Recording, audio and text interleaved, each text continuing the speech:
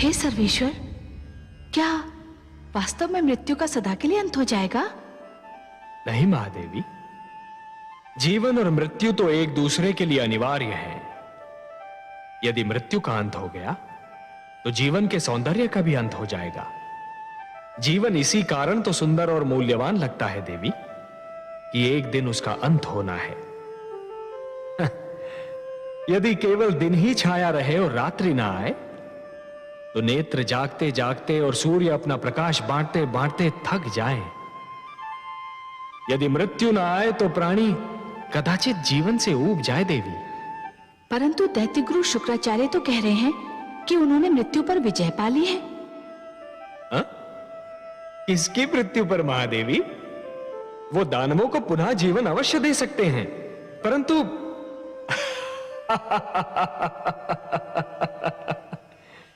महादेवी आप तो बस देखती जाइए कि जिस अभिमान ने देवेंद्र के सिर में अपना डेरा जमा रखा था, अब वही अभिमान दैत्य गुरु शुक्राचार्य के सिर में अपना घर बना रहा है। परंतु हे कमल नयन, अभी तो देवेंद्र बहुत उदास, बहुत दुखी और बहुत टूटे हुए दिख रहे हैं। हाँ महादेवी, हाँ, भूल का मूल्य तो चुकाना ही पड़ता है।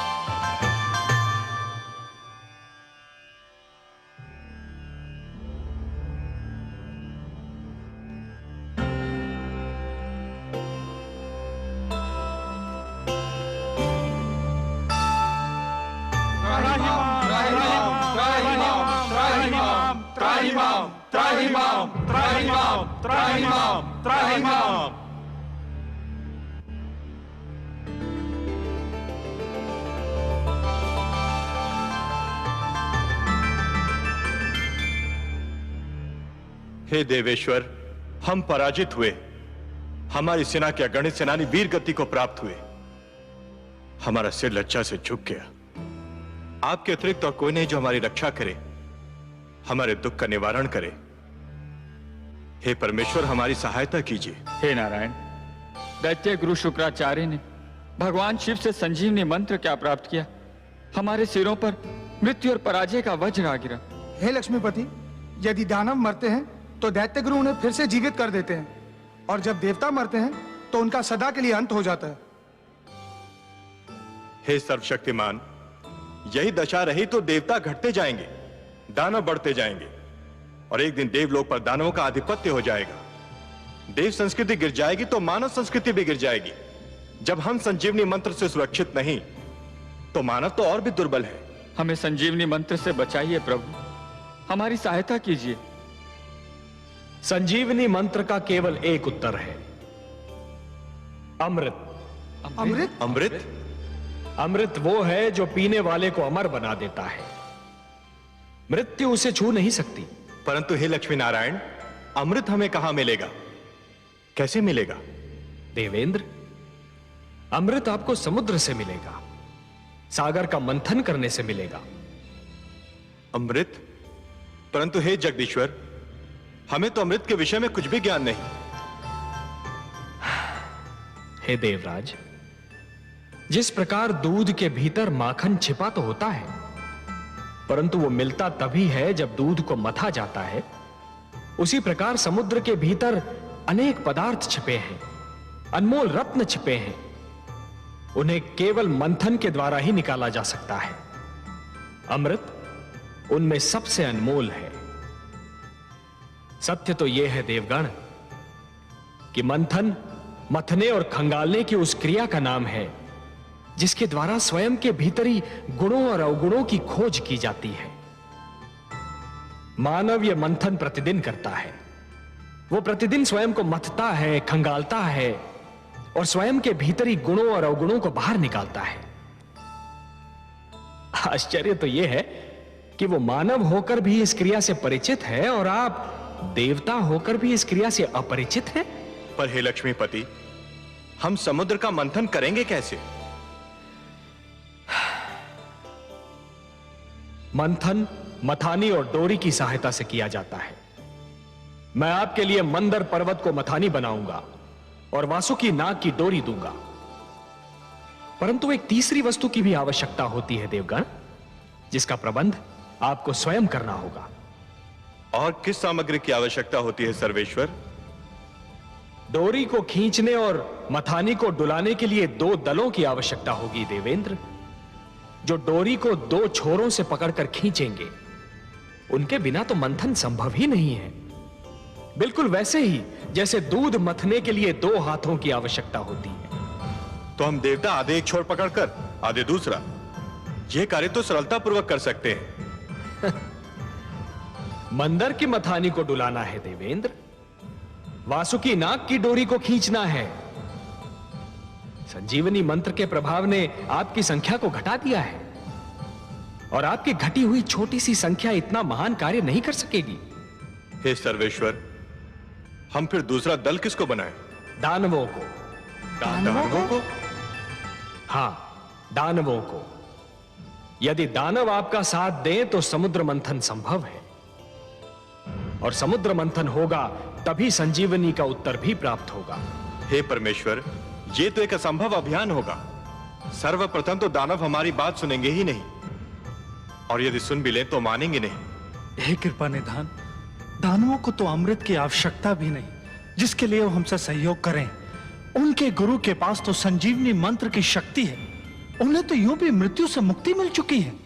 हे दीनदयाल, यदि दानव मान भी गए तो दैत्य गुरु शुक्राचार्य उन्हें कभी हमसे सहयोग की अनुमति नहीं देंगे। निस्संदेह नहीं देंगे, और यही तो आप सबके विवेक और बुद्धि की परीक्षा होगी देवगण। आपको दैत्य गुरु शुक्राचार्य को भी अपने तर्क से संतुष्ट करना होगा। पर हे देवेश्वर, उनके आगे हम क्या तर्क रखेंगे? देवेंद्र, आप दैत्य गुरु शुक्राचार्य को यह समझाएंगे कि संजीवनी मंत्र मृत्यु का मात्र क्षणिक उपचार है। संजीवनी जीवन की एक ऐसी कुंजी है जो खो भी सकती है, जो टूट भी सकती है, परंतु अमृत मृत्यु का स्थायी उपचार है। अमृत पान करने वाला मृत्यु पर सदा के लिए विजय प्राप्त कर लेता है। परंतु हे नारायण, इसका अर्थ तो यह हुआ कि हमें दानवों के पास सिर झुकाकर जाना होगा, उनसे सहयोग और सहायता की भिक्षा मांगनी होगी। क्या यह समस्त देवलोक का अपमान नहीं होगा?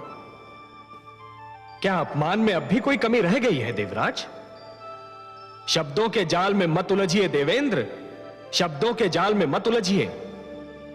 आंधी आए तो आंखें फाड़कर पथ पर आगे बढ़ते रहना कोई बुद्धिमत्ता नहीं है। ऐसे में बुद्धिमत्ता तो वो है कि नेत्र मूंद कर बैठा जाए और आंधी के निकल जाने की प्रतीक्षा की जाए। शस्त्रधारी शत्रु से निहत्थे लड़ना यह कोई वीरता नहीं है देवगण, यह तो आत्महत्या है। ऐसे में वीरता तो यह है कि शत्रु को शांत रखा जाए, यदि आवश्यकता पड़े तो उसकी प्रशंसा भी की जाए, और उससे लड़ने के लिए शक्ति जुटाई जाए। शत्रु से सहयोग और सहायता लेना भी रणनीति का अंश है देवेंद्र। एक प्रश्न अभी रह गया सर्वेश्वर। वो भी पूछ लीजिए। यदि दानवों ने सहयोग देने के लिए यह मांग की कि अमृत उन्हें भी दिया जाए, तब क्या होगा? संजीवनी के साथ अमृत भी उन्हें मिल गया तो उनकी शक्ति दुगनी हो जाएगी। असंभव, असंभव देवेंद्र, असंभव। समुद्र मंथन से अनेक पदार्थ निकलेंगे, अनेक सामग्रियां निकलेंगी, अनमोल रत्न निकलेंगे, उन सब का बंटवारा संभव है, परंतु अमृत पर केवल देवताओं का अधिकार होगा। उसकी एक बूंद पर भी दानवों का अधिकार नहीं होगा। अब यह कैसे होता है, यह देखना मेरा कार्य। यदि दानवों ने अमृत मांगा तो मैं स्वयं बीच में आऊंगा। हे त्रिलोकीनाथ, आप संकट नाशक हैं, तारनहार हैं, हमारे नायक हैं। आपने इस निराशा में आशा का दीप जला दिया। हमें अनुमति दीजिए जगदीश्वर। आपका और माता लक्ष्मी का आशीर्वाद हमारे साथ रहा तो हम अवश्य अपने अभियान में सफल होंगे। हम शीघ्र ही लौटकर दानवों का सहयोग मिलने का समाचार आपको सुनाएंगे। शुभस्य शीघ्रम।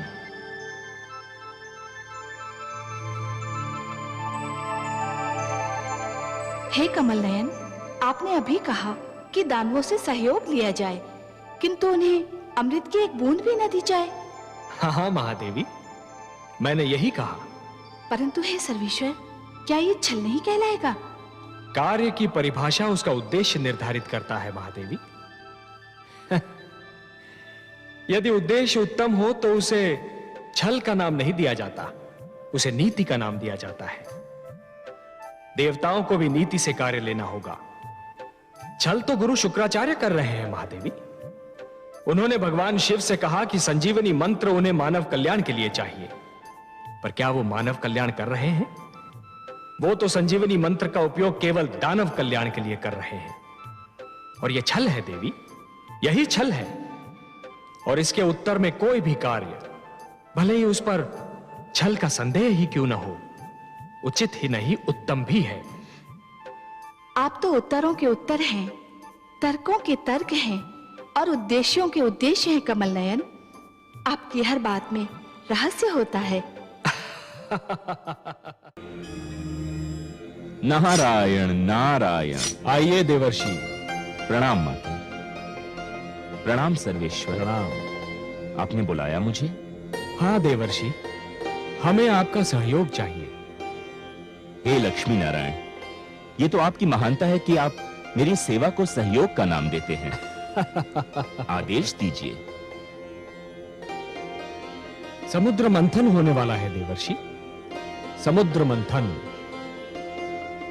परंतु एक समस्या है। वासुकी नाग का प्रयोग डोरी के रूप में होना है, और मंथन के समय उसके मुख से ऐसी भयंकर अग्नि जैसी फुंकारें निकलेंगी कि जो पक्ष उसके मुख की ओर होगा वो झुलस कर मर जाएगा। ये तो सत्य है प्रभु। समस्या ये है देवर्षि कि यदि दानव मरे तो दैत्य गुरु शुक्राचार्य उन्हें पुनः जीवित कर देंगे, और यदि देवता मरे तो उनकी संख्या कम हो जाएगी और समुद्र मंथन संभव ही नहीं हो पाएगा। ये तो चिंता का विषय है देवेश्वर। इसकी ओर तो मेरा ध्यान ही नहीं है। इसीलिए तो मैं ये चाहता हूं देवर्षि कि पाला बांटते समय कुछ ऐसा हो कि वासुकी की दुम की ओर देवता हो और वासुकी के मुख की ओर दानव हो। इसीलिए मैंने आपको थोड़ा सा कष्ट दिया। नारायण नारायण, आपकी लीला धन्य है प्रभु। देवर्षि, ये केवल मेरी लीला नहीं, आपकी बुद्धि की परीक्षा भी है। वासुकी के मुख की ओर दानव और दुम की ओर देवता। बस ये समझिए कि आपकी क्षमता की परीक्षा है ये। आपको परीक्षा लेने में और मुझे परीक्षा देने में जो आनंद आता है, उसका अनुमान केवल मेरी लक्ष्मी माता को है। क्यों माता? नारायण नारायण।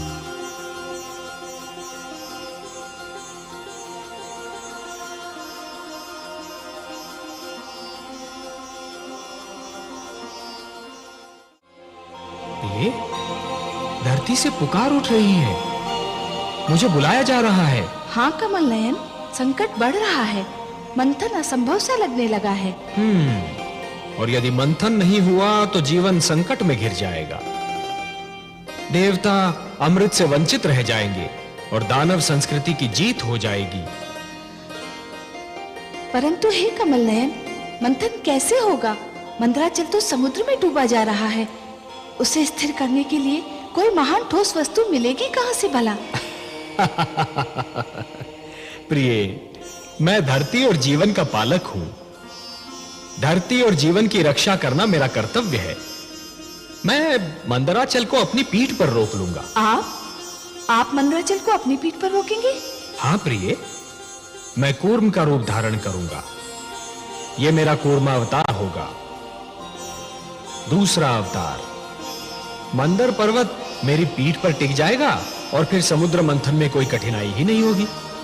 परंतु हे कमल नयन, आपने तो कहा था कि आप मानव लोक पर उसी समय जाएंगे जब मानव कल्याण को कोई संकट होगा। ये तो देवताओं और दानवों का झगड़ा है। इसमें हस्तक्षेप करने के लिए आपको अवतार लेने की क्या आवश्यकता है? हे महादेवी, मैंने कहा ना कि यदि सागर मंथन नहीं हुआ तो दानव संस्कृति जीत जाएगी, और यदि दानव संस्कृति जीत गई तो सर्वप्रथम मानव संस्कृति को मिटा देगी। देवता उनके आगे नहीं टिक पा रहे तो मानव कहां से ठहरेगा? वो तो और भी दुर्बल है, और इसीलिए ये देवताओं और दानवों के झगड़े से अधिक मानव कल्याण का प्रश्न है। मुझे जाना ही होगा। और मैं, क्या मेरे भाग्य में फिर वियोग की घड़ियां लिखी हैं? प्रिय, वियोग के उपरांत जो मिलन होता है उसका आनंद ही कुछ और होता है। वियोग तो मिलन की मिठास बढ़ा देता है प्रिय। और फिर ये वियोग इतना लंबा नहीं होगा। हम शीघ्र फिर मिलेंगे, और ये मिलन इतना सुंदर होगा प्रिय कि आप इसे कदापि नहीं भूल पाएंगी। मैं तो वियोग शब्द सुनते ही उदास हो गई थी, परंतु आपके सुंदर मुख से मिलन शब्द सुनते ही मैं आनंद विभोर हो उठी हूं। कैसा होगा अपना ये मिलन कमल नयन? इस बार आप मेरी भुजा में लीन अवश्य होंगी महादेवी, पर आपका जन्म सागर मंथन से होगा। समुद्र मंथन से जो अनमोल रत्न निकलेंगे, उन्हीं के साथ आप भी निकलेंगी। हे महादेवी, अमृत और आप, यही दो तो इस सागर मंथन की सबसे सुंदर उपलब्धियां होंगी। आप प्रेम का प्रतीक हैं, ममता का स्वरूप है, और जीवन के लिए प्रेम और ममता अमृत से कम नहीं देवी। सत्य पूछिए तो प्रेम और ममता तो अमृत से भी कहीं अधिक सुंदर और महान है। अमृत तो केवल देवताओं के लिए होगा देवी, परंतु आप इस सागर मंथन की सबसे महानतम उपलब्धि होंगी, क्योंकि आप ही मानव कल्याण का सर्वश्रेष्ठ साधन बनेंगी।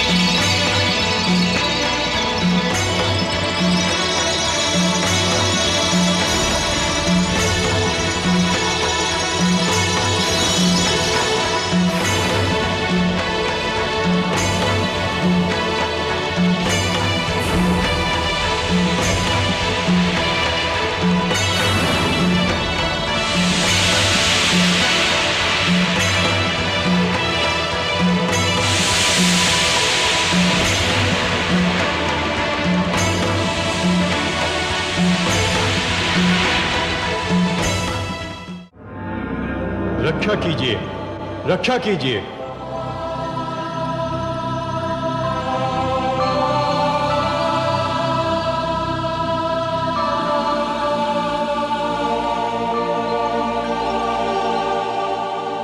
रक्षा कीजिए हे त्रिलोकीनाथ, आपकी सृष्टि संकट में है।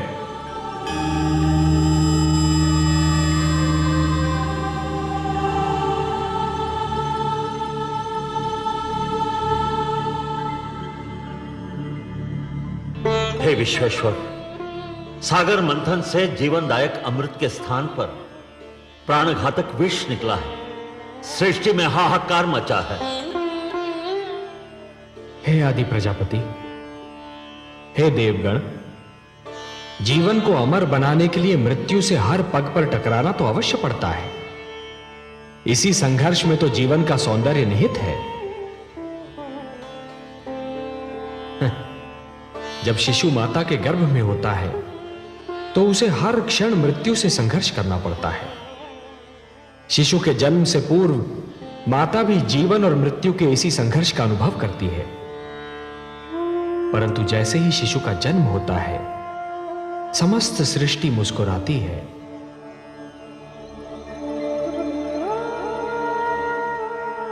यदि अमृत की प्राप्ति इतनी सरल होती देवगण, तो जीवन और मृत्यु का यह संघर्ष और उसकी यह कथा कब की समाप्त हो चुकी होती।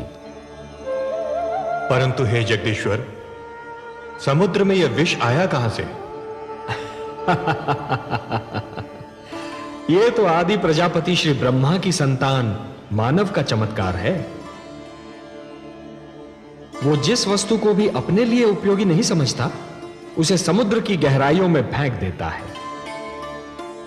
वो ये नहीं सोचता कि जो वस्तु उसके लिए हानिकारक है, वो समुद्र के प्राणियों के लिए भी हानिकारक होगी। मैंने तो जल मनुष्य की आवश्यकताओं की पूर्ति के लिए बनाया था। सत्य कहा आपने, हे ब्रह्मा। जल का तो अर्थ ही है जीवन, परंतु मनुष्य ने उसे व्यर्थ और हानिकारक वस्तुओं का भंडार बना दिया है। उसी प्रदूषण ने बढ़ते बढ़ते विष का रूप धारण कर लिया है। उसे एक न एक दिन समुद्र के गर्भ से बाहर तो आना ही था। हे लक्ष्मी नारायण, क्या यह नहीं हो सकता कि यह विष जहां से आया है, इसे उसी समुद्र में वापस फेंक दिया जाए? नहीं देवराज, नहीं। यह समस्या का समाधान नहीं है। यह तो समस्या से भागने का एक असफल प्रयत्न है। यदि इस विष को पुनः समुद्र के गर्भ में फेंक दिया गया तो वो दृष्टि से ओझल अवश्य हो जाएगा, पर उसके अस्तित्व का अंत नहीं होगा। वो कल फिर समुद्र के गर्भ से बाहर निकलेगा, किसी और पीढ़ी के लिए संकट बनेगा। देवराज, संकट का समाधान अगली पीढ़ी के लिए छोड़ देना स्वार्थ है, कुनीति है। हे सर्वेश्वर, सागर मंथन आपके आदेश के कारण आरंभ हुआ था। अमृत की प्राप्ति हमारे लिए नितांत आवश्यक है, परंतु इस विष के कारण मंथन स्थगित हो चुका है। आपका आदेश अधूरा रह गया है। हम मंथन करके आपके आदेश का पालन करना चाहते हैं, परंतु यह विष बाधा बन गया है। देवगण, ये बहुत जटिल समस्या है और इसका समाधान केवल भोलेनाथ कर सकते हैं। मैं देख रहा हूं कि इस संकट का निवारण केवल उन्हीं के पास है। चलिए, मैं भी आप सबके साथ उनकी सेवा में चलता हूं।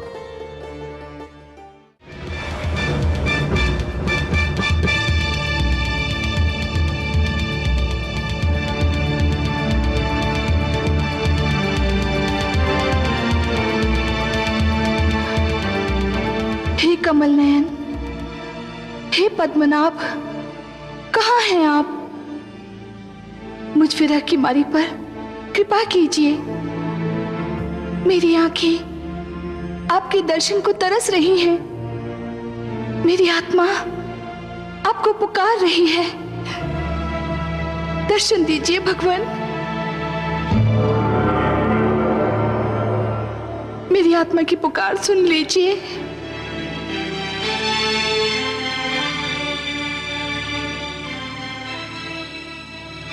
महादेवी, कमल नयन, आपने हमें पुकारा, हम आ गए आपके पास। कमल नयन, आपने मुझे अपनी भुजाओं में ग्रहण करते समय कहा था कि इस बार हमारा मिलन बहुत ही मधुर होगा। हाँ देवी, परंतु धरती पर मुझे आपसे दूर करने की चेष्टा की जा रही है। देवता और दानव मुझे आपसे छीनने के लिए तत्पर हैं, एक दूसरे से युद्ध करने के लिए तैयार हैं। हे कमल नयन, सागर से निकलते ही सबसे पहले मुझे आप ही का ध्यान आया था। आपसे क्षणिक वियोग भी मुझसे सहन नहीं होता। हे महादेवी, उपवन के भाग्य में वसंत का सुख सदैव नहीं होता। उसे पतझड़ का दुख भी झेलना पड़ता है। उसी प्रकार जीवन में भी मिलन का आनंद सदा के लिए नहीं छाया रहता देवी।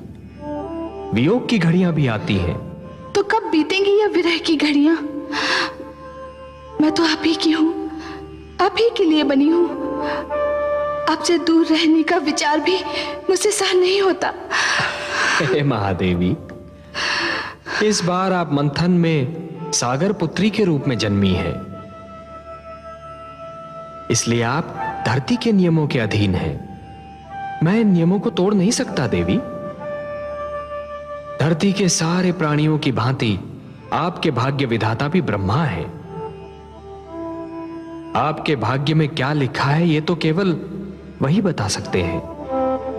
तो मैं ब्रह्मा जी के पास जाऊंगी, उनसे पूछूंगी कि मुझ पे ये अत्याचार क्यों किया जा रहा है, मुझे अपने नारायण से क्यों दूर किया जा रहा है। लक्ष्मी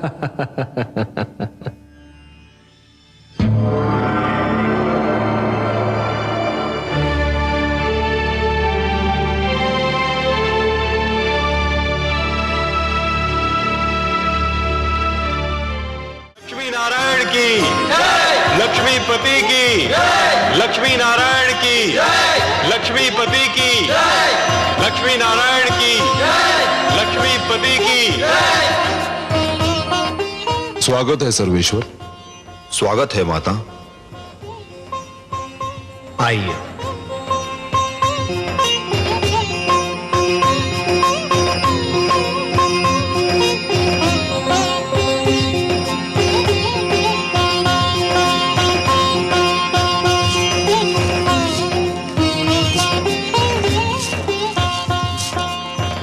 हमने आपसे कहा था ना महादेवी कि इस बार हमारा मिलन बहुत मधुर होगा।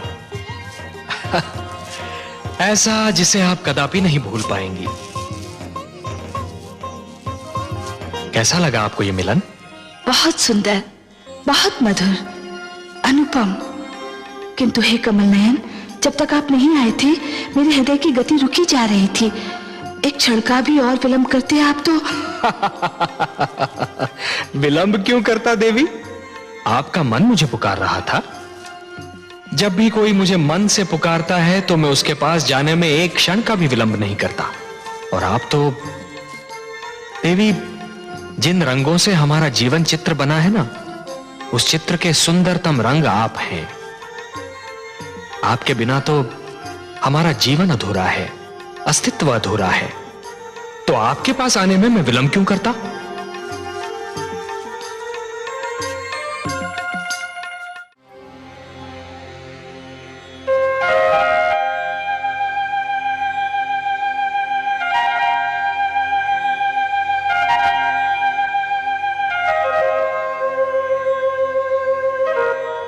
हे जगदीश्वर, ये तो अनर्थ हो गया। दानव अमृत कलश लेकर भाग गए। संजीवनी और अमृत दोनों की शक्ति पाकर तो वे समस्त सृष्टि का सर्वनाश कर डालेंगे। असंभव, यह असंभव है देवराज। यदि संसार पर दानव संस्कृति का राज हो गया तो सृष्टि की रचना का सारा उद्देश्य ही समाप्त हो जाएगा। सृष्टि की रचना तो सुंदर विचारों के पनपने के लिए, शांति की सुगंध फैलाने के लिए और मानव को उन्नति के शिखर तक पहुंचाने के लिए की गई है। नहीं देवेंद्र, नहीं। धरती पर दानवी विचारों के लिए कोई स्थान नहीं है। दानव संस्कृति का उत्थान सृष्टि के सौंदर्य का अंत होगा और मैं यह कदापि नहीं होने दूंगा देवेंद्र।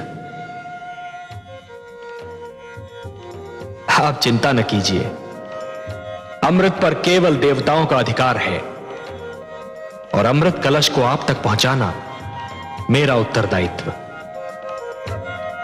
हे त्रिलोकीनाथ, आप चाहें तो क्या नहीं कर सकते। यह आशा लेकर ही तो हम आपके चरणों में उपस्थित हुए हैं।